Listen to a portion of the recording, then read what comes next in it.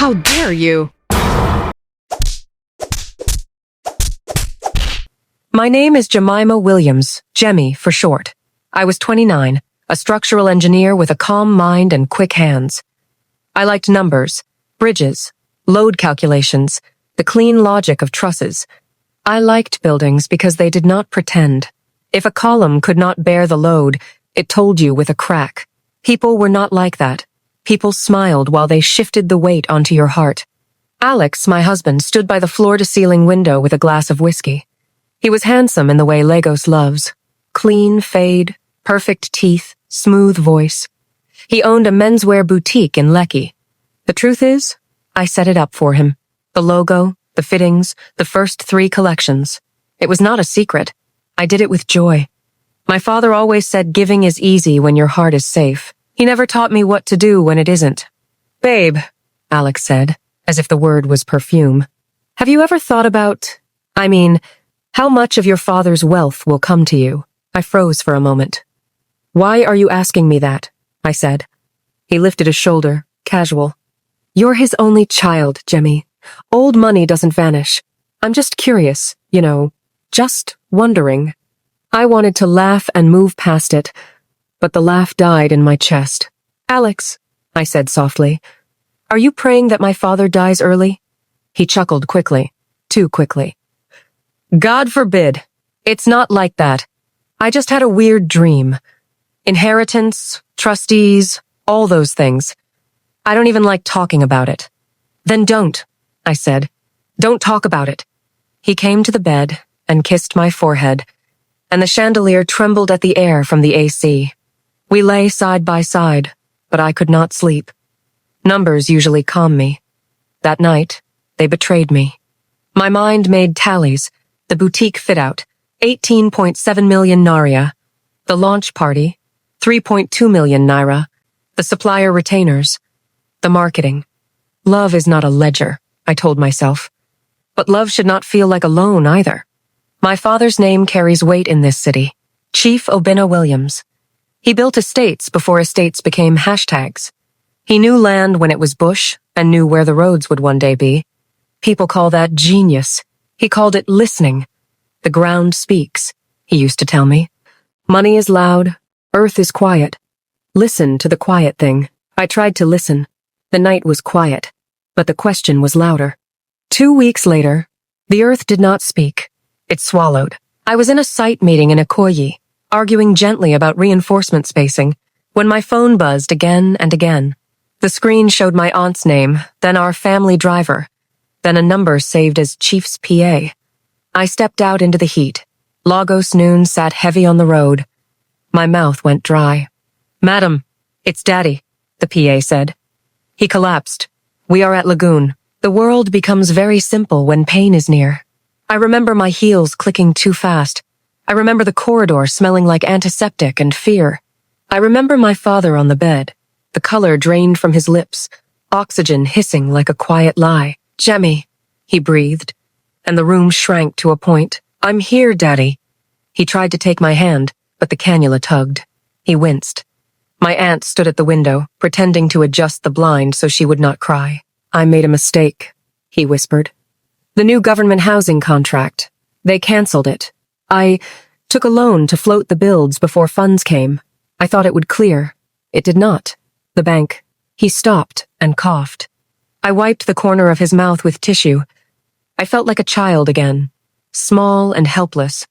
The bank will come for everything, he said softly. Banana Island, the fleet, the guest house in Enugu, everything leveraged. I did not tell you because I wanted to fix it. I was ashamed. He looked at me then, truly looked, like he was memorizing my face. I am sorry, Jemi. I wanted to leave you a legacy. I left you a lesson instead. A machine beeped a slow rhythm. I held his hand, even with the cannula, because some pain you hold and never let go. We will rebuild, I said. We always do. He smiled, and it broke me. My daughter is stronger than concrete, he whispered. He closed his eyes. The beep became a line. Some silences are not quiet. They roar. Funerals are theater and thunder. People brought tears and titles. They brought stories of how he paid school fees for workers he barely knew. They brought praise, names, and powdery flowers and the kind of speeches that sound good on camera. I stood there in black, with a face that did not belong to me, and thanked them all with my head. After the burial, a bank crest arrived on thick envelopes. Meetings that used to hold smiles now held signatures. Cars went. Houses went. Lawyers said words like receivership and priority lien. I said nothing. Sometimes strength means silence. Sometimes strength is simply staying in your own body. In the quiet after they all left, I sat with Alex in the living room marble floor, cool and proud. The chandelier above us seemed too bright. We lost it all, I said, my voice steady.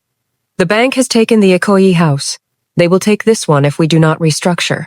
My father is gone, Alex. The companies are gone. It is just me now. My license. My hands. He watched me like I was a show he did not buy tickets to. So, your father died broke, he said, the words thin and sharp. Don't say that, I said, too fast. I am still here. I can still work. I am already making calls. And your boutique. My boutique is my boutique, he cut in, with a small laugh that did not reach his eyes. Please let us be clear. Don't come borrowing from me. I can't carry a grown woman, Alex. Jemima, he replied, matching my tone. I married a Williams. You know what that means. I did not sign up to manage. The word landed in the middle of the room like a slap. My chest felt empty and heavy at once. So this is who you are, I said quietly. He leaned back, crossed one leg over the other, and shrugged. This is who I have always been. Perhaps you are only now seeing clearly. That night, I lay awake beside him and stared at the ceiling until the chandelier was a blurred star. I thought of my father's lesson. Earth speaks. Money is loud. Earth is quiet. I tried to listen to the quiet thing in my chest. It said, pay attention. Believe what you see. Loss is a school without desks. You learn standing. A week later, I came home early from a site audit in Yaba with an envelope in my bag. My company, what was left of it, had been acquired by a multinational. Restructuring, they said, as if my life were a cabinet to be moved from one wall to another. I was out. A generous severance, 2 references, and a polite smile. My badge was deactivated before I reached the elevator. I found Alex by the pool in a patterned shirt, a glass sweating in his hand. Music drifted from the speakers, expensive and forgettable. I lost my job today, I said. He took off his shades slowly, as if honoring the drama. Come again? Downsizing. No warning. He tilted his head. So, no income? From you? Not for a while, I said. I will find something. I always do. I just need you to stand with me for a little while. He laughed then, quick and bright, as if I had told a joke that flattered him. He stood and paced to the water's edge and back. Support you? He said. Jemi, you misunderstand. I married legacy. I did not marry waiting. I stared at him.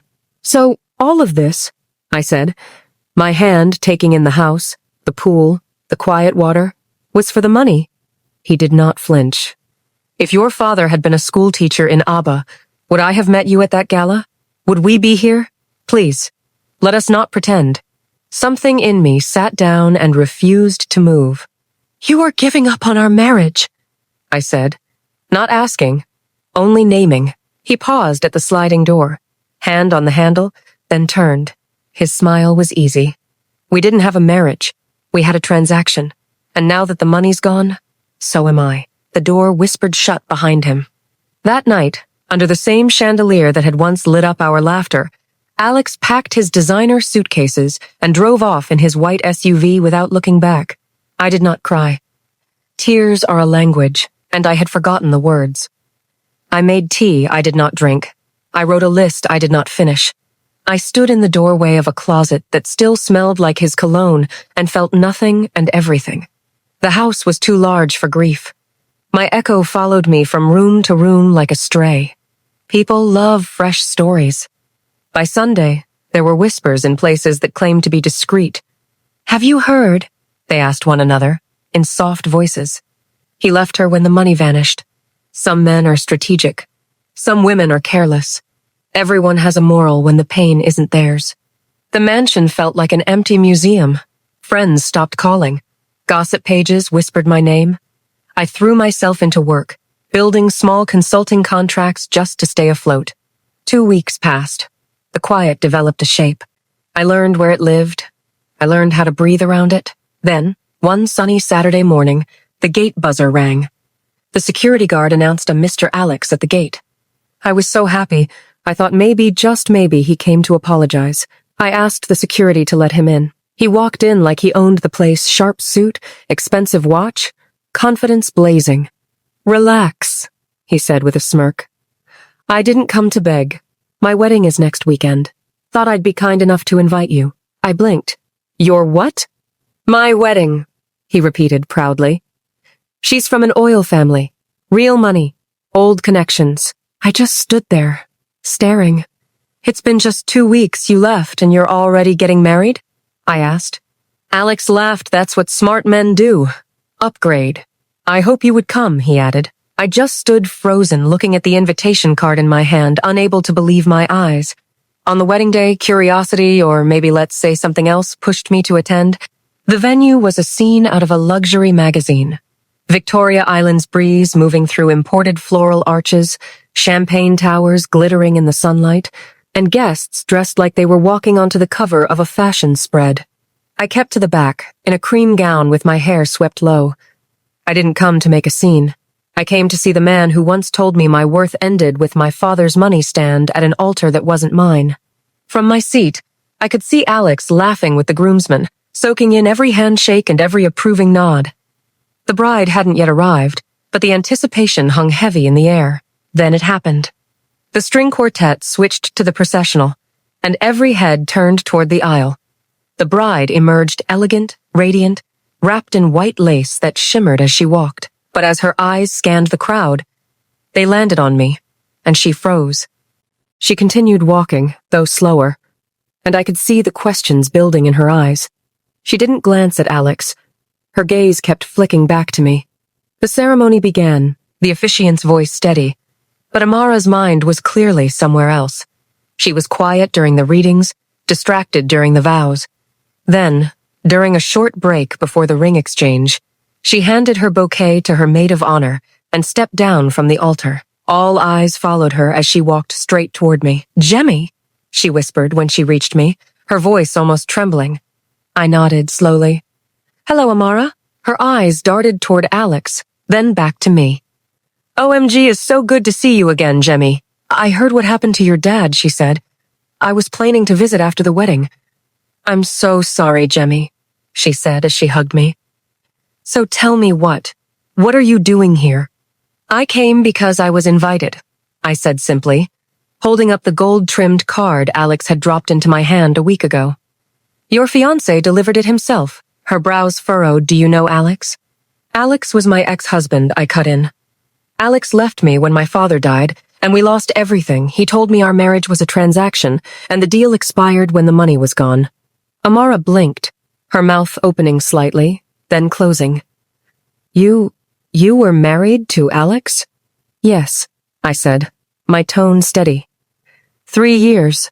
I financed his boutique, stood by him, believed in him, and when the money vanished, so did he. Her face hardened, a look I recognized from our university days when she caught someone lying to her. "He never told me he was married before," she whispered. "I'm not here to ruin your day," I said.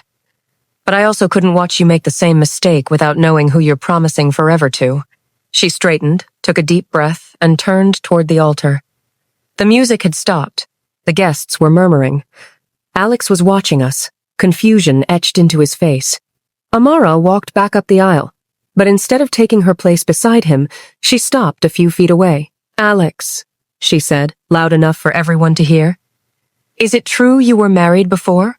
Just before Alex could speak, a deep, steady voice cut through the tension. "My child," Amara's father said, his brow furrowing as he looked between us. "What's going on here?" He stepped forward, his white agbada flowing softly in the breeze. His eyes settled on me. "Excuse me," he said warmly. "Are you Jemima Williams?" "Yes," I replied cautiously. He smiled at first, the lines on his face deepening in a way that spoke of years well lived. You look just like your father. Chief Williams changed my life, sent me abroad to study construction when I was nothing. I owe him everything. I blinked, caught off guard. You knew my dad? Knew him? The man chuckled. He made me, and I've been saving to repay a debt ever since. I told myself that if I couldn't thank him, I'd thank his daughter. I can't believe you are here today. Then his eyes narrowed slightly, as if something had clicked. Let me guess. You are my daughter's friend. Yes, I said softly. And also, the ex-wife of Mr. Alex. The man's smile faded in an instant, his face hardening. What? His voice was sharp now. He turned to Alex. Do you know this woman? Alex's eyes flickered toward me, then back to him. Yes, Jemima was my ex. Ex-wife or ex-what? Amara cut in, her voice shaking as tears spilled down her cheeks. Alex hesitated, then dropped his gaze. Ex-wife. You were married?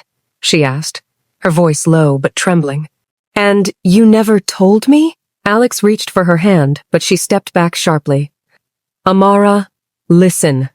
Listen to what? She snapped, her voice now ringing across the venue. Guests began turning in their seats, sensing that something was wrong. Her father's face was dark with anger. Is it true, he asked, his voice measured but dangerous, that you abandoned her when her father's wealth was gone? Alex's mouth opened and closed. It's complicated. It's simple, I said, my voice steady but strong enough to carry. We were married for 3 years. I stood by him, built with him, financed his boutique. Then my father died, and the money went with him. Alex told me our marriage was a transaction, and that the deal had expired. Gasps rippled through the crowd. Phones were already out, recording, her voice breaking. You lied to me, to my face, to my family. Her father stepped closer to Alex, his voice cutting like a blade. I will not allow a man of such poor character into my family. This wedding is over. The officiant froze mid-sentence. The band stopped playing. The only sounds were whispers and the distant crash of waves. The announcement spread through the venue like wildfire. Guests gasped. Phones came out. Some whispered, others stared openly. By the time I stepped back into the main garden, the band had stopped playing. The bride was gone, escorted away by her friends. Alex stood frozen at the altar, abandoned under the arch that was supposed to crown his upgrade.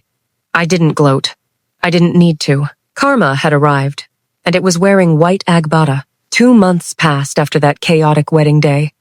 The gossip blogs feasted on the story, groom dumped at the altar by billionaire father-in-law, ex-wife exposes gold digger in high society wedding. My name floated in the comments, but for once, I didn't mind. The truth was already out in the open. I went back to my quiet life, or at least what was left of it.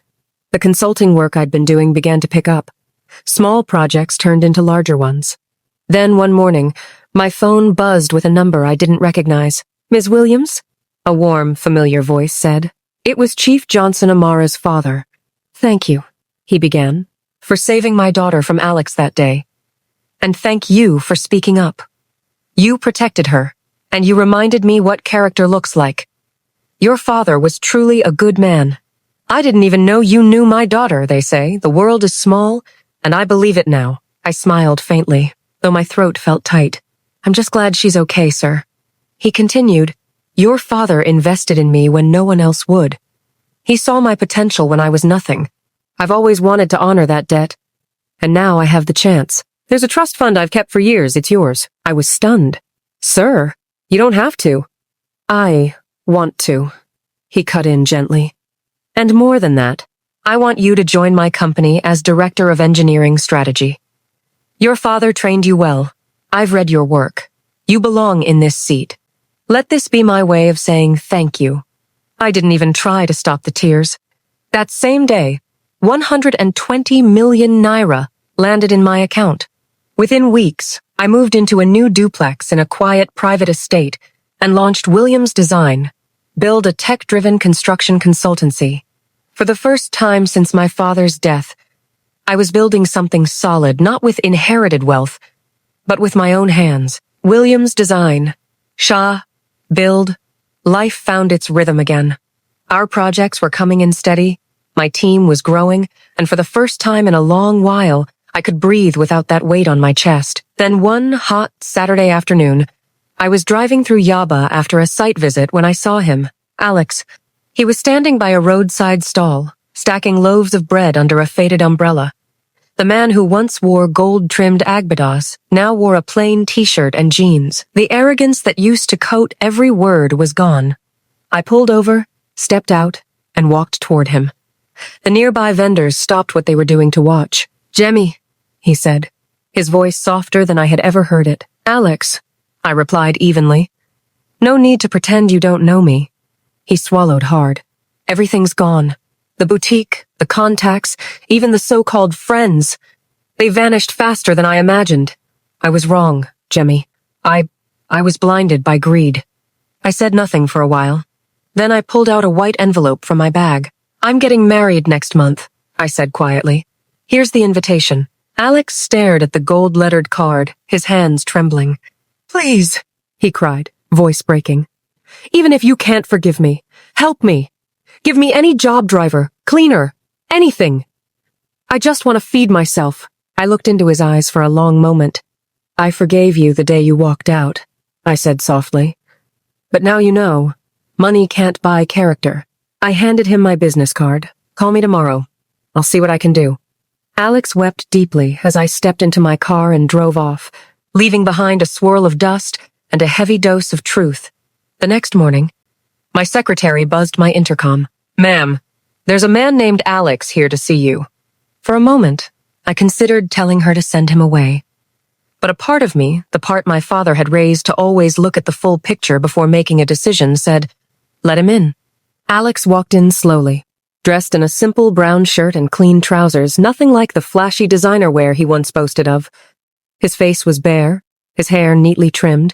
For the first time, he looked human, humbled. "Good morning. Thank you for seeing me," he whispered. Barely able to meet my eyes, I gestured for him to sit. He lowered himself into the chair, clutching his cap in his hands. I studied him for a moment, reading the sincerity in his eyes. "You said yesterday you'd take any job." "I meant it," he replied quickly. "I know I don't deserve your help after everything, but I'm not here to beg for pity. I just need a chance to earn honestly." I leaned back in my chair, letting his words hang in the air. "I have a friend who runs a catering business," I said slowly. "They need someone for logistics, packaging, and admin. It's not glamorous, but it's a start." His eyes lit up. "I'll take it. Anything. I'll get you in on one condition," I said. "You work like you've never seen luxury before. No entitlement, no shortcuts. If you can't do that, don't bother." He nodded quickly. "I will. I promise." I slid an envelope across the desk. "That's a monthly transport stipend. The rest you'll earn." He opened it 100 naira. His hands trembled. "Thank you, Jemi. Thank you so much." I met his eyes. "I don't hate you, Alex. What you did broke me, but it also built me. You thought you buried me, but you were planting me." His head dropped, and for a moment, the silence between us wasn't heavy, it was just quiet. Tears filled his eyes. "I don't expect forgiveness," he whispered. He stood up slowly, wiping his face. As he left, I turned toward the window. The pain had passed, but the memory remained not to hurt me, but to remind me never to ignore red flags again. That evening, as the sun dipped over the city, I walked into a luxury bridal showroom in Victoria Island. A stunning man, Adriana, in a perfectly tailored white caftan, turned and smiled. "Babe," he beamed, "you came early." "I couldn't wait," I smiled back, pulling him into a gentle hug. "Only a few days left till I call you my wife," he said warmly. I laughed, radiant. The wedding planner leaned in. "We're getting RSVPs from governors, COOs. It's going to be the wedding of the year." I looked into my fiancé's eyes. Not just a wedding, a fresh start, with real love. The private beach at Echo Atlantic glowed like it had practiced. White tents with gold trims, Palm fronds tracing slow circles, violinists letting joy stand on tiptoe. The aisle curved toward the water where the horizon wore its best blue. I walked it in white and silver, pearls at my temples, my aunt's quiet pride pinned to my veil. Adrian waited at the altar in a tailored agbada, eyes soft enough to hold rain. We said the simple vows, not the kind that make headlines, the kind that make homes. I promise to protect your peace, he said. I promise to choose your soul over your season, I answered. Applause rose like a warm wind. We turned. Petals fell. For a moment, the world was only laughing mouths and clapping hands. Then, beyond the last row, I saw Amara. She stood in champagne Asso Oak. Beauty that didn't need announcing. Our eyes met. We both smiled, the small, fierce smile of women who pulled each other back from edges. Behind her, half in shade, Alex stood in a clean shirt and quiet shoes. No performance, no plea. When our eyes touched, he lifted his hand once a small, grateful wave and then lowered it. He stayed back. I slipped away to the edge of the surf to borrow a minute from the sea. Footsteps came soft on sand. Amara, I'm happy you're happy, she said. I'm happy you're free, I replied. She laughed. We both are, she squeezed my hand. By the way, Mum said to tell you, for every wall your father built, a shade tree grew. She thinks in proverbs. So did he, I said. Another set of footsteps stopped a few meters back. I turned. Alex kept his distance. I won't disturb, he said. I just wanted to say thank you for the job, for not turning my name to ash. He glanced at Amara, then back at me. I'm sorry, to both of you. Amara's chin lifted, kind but firm. Be better, not sorry. He took that like medicine, nodded once more, and walked away along the waterline, until the crowd swallowed him. No drama. Just a man finally choosing a smaller, truer life. I breathed in the salt and the music and the laughter with my name in it. When the fireworks went up, I watched them in his reflection on the champagne cooler, color after color crowned in his eyes. I didn't feel victorious. I felt finished. The lesson had learned me. The ground was quiet again.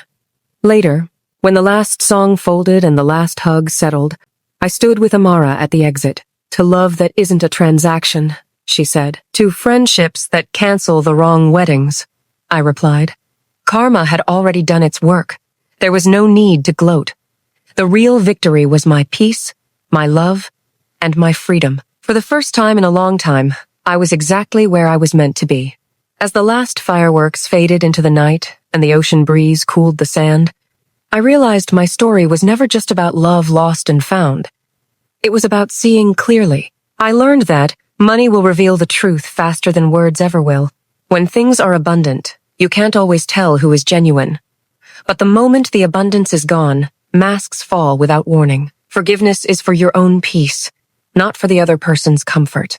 I forgave Alex not because he deserved it, but because carrying anger was too heavy for me to dance freely into my next chapter. As Adriana and I drove away that night, I glanced one last time at the shoreline. Somewhere in the shadows, Alex would be walking home, perhaps replaying every choice that led him here. And maybe, just maybe, he'd remember the one truth my father always told me. If you only see people for what they have, you'll never see their worth. And one day, you'll lose both.